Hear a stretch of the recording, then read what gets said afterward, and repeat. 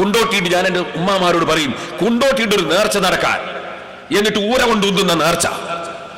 ആര് പറഞ്ഞു ഇങ്ങനെ ഒരു നേർച്ച നടത്താൻ? നേർച്ചയുണ്ട് ഇസ്ലാമില്, ഉറൂസുണ്ട് ഇസ്ലാമില്, അതൊന്നും ഇല്ലാന്നല്ല. പക്ഷേ ഈ കുണ്ടോട്ടിയിൽ നടക്കുന്ന ഉറൂസ് നേർച്ച എന്ന് പറയും. എന്ത് നേർച്ചയാണത്? കുറെ തോന്നിവാസം നടത്തലാണോ നേർച്ച?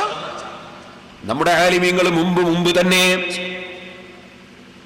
ശക്തിയായി അതിനെ എതിർത്തു വന്നതല്ലേ? ഞാൻ എൻ്റെ നാദാവൃത്ത പ്രസംഗത്തിൽ കാണിച്ചിട്ടുണ്ടല്ലോ. സമസ്ത കേരള ജമിയത്തുൽ ഉലമ 951 കാലത്ത് ഞാൻ ജനിക്കുന്നതിന് 8-9 കൊല്ലം മുമ്പ് സമസ്ത കേരള ജമിയത്തുൽ ഉലമയുടെ തീരുമാനം, വടകരയിൽ വെച്ച് നടന്ന സമ്മേളനത്തിലെ തീരുമാനം, ഞാനത് CD-യിൽ കാണിച്ചിട്ടുണ്ടല്ലോ നാദാവൃത്ത പ്രസംഗത്തിൽ.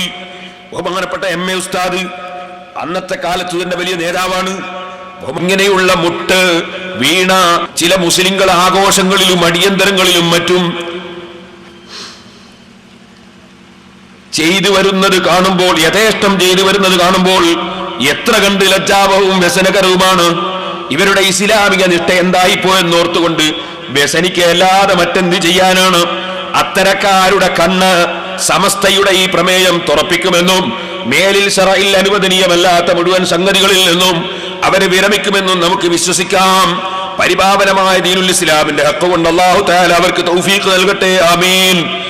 എന്ന് 1951 കാലത്ത് ഞാൻ ജനിക്കുന്നതിന്റെ 8 കൊല്ലങ്ങൾക്ക് മുമ്പ് ബഹുമാനപ്പെട്ട സമസ്ത കേരള ജമിയത്തുൽ ഉലമ വടകരയിൽ വെച്ച് ആ യോഗത്തിലാണ് ബഹുമാനപ്പെട്ട EK അബൂബക്കർ മുസ്ലിയാർ സമസ്തയിൽ മെമ്പറാകുന്നത്.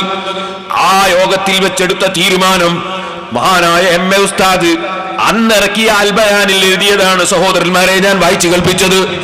എന്നിട്ട് നമ്മൾ ഇത്തരത്തിലുള്ള നേർച്ചകൾക്ക് അനുകൂലമാണെന്ന് വരുത്തി തീർക്കാൻ, എന്നിട്ട് ഈ കുണ്ടോട്ടിയിൽ നടക്കുന്ന നേർച്ചന്റെ ചിത്രവും അതുപോലെ കാഞ്ഞിരമുറ്റത്തും മണത്തലയിലും അതുപോലെ മറ്റു പല സ്ഥലങ്ങളിലും വിവരമില്ലാത്ത ആളുകൾ നടത്തുന്ന നേർച്ചകളുടെ മുട്ടും പാട്ടും കൊണ്ടുവന്ന് നാദാവൃത്ത് സ്ക്രീനിൽ കാണിക്കുകയാണ് ഹുസൈൻ സലഫി.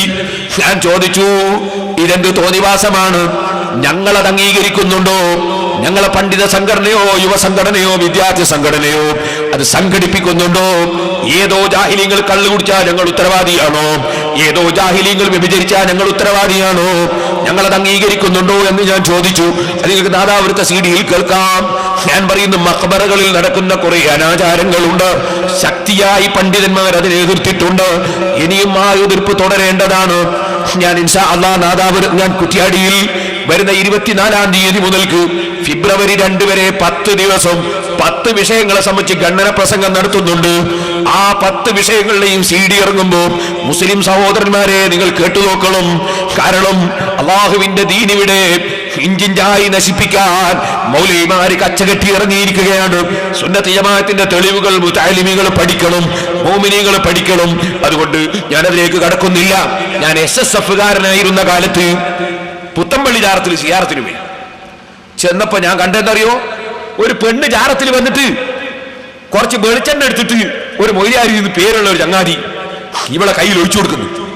എന്നിട്ട് ആ പെണ്ണ് തലയിലിട്ട് തട്ടം കൈകൊണ്ടങ്ങ് എടുത്തു കഴിഞ്ഞിട്ട് ഈ വെളിച്ചെണ്ണ തലയിൽ ഇങ്ങനെ തടുകയാണ്. ഞാൻ കയറി ചെല്ലുമ്പോൾ കണ്ടുപോയതാ, അല്ലാതെ നോക്കാൻ പാടില്ലല്ലോ.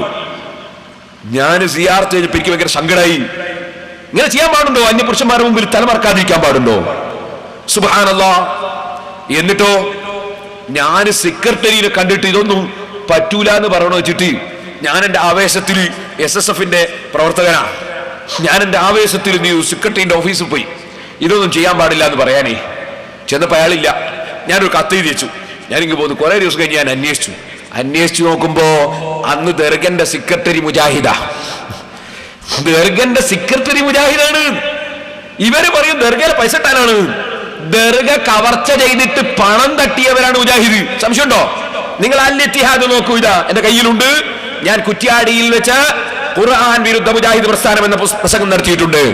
ആ പ്രസംഗത്തിൽ ഞാൻ ഇതെടുത്ത് കാണിച്ചിട്ടുണ്ട്. ഒരു CD എടുക്കുമ്പോൾ വാങ്ങി കേട്ടോളൂ. നിങ്ങൾ മദീനയിലെ മഖാം കവർച്ച ചെയ്ത് മുഹമ്മദ് അബ്ദുൽ വഹാബിന്റെ ആളുകൾ പണം കട്ടുകൂന്ന് നിങ്ങൾ പുറത്തിറക്കുന്ന അൽ-ഇത്തിഹാദിൽ മുസ്ലിം ലീഗിന്റെയും മുജാഹിദിന്റെയും നേതാവായ KC അബൂബക്കർ മൗലവി എഴുതിയ ലേഖനമാണ്. ഞാൻ എന്റെ വകയിൽ പറഞ്ഞതല്ല. സഹോദരന്മാരെ, ഇനി അക്കാണുന്നോ CH മുഹമ്മദ് കോയ സാഹിബ്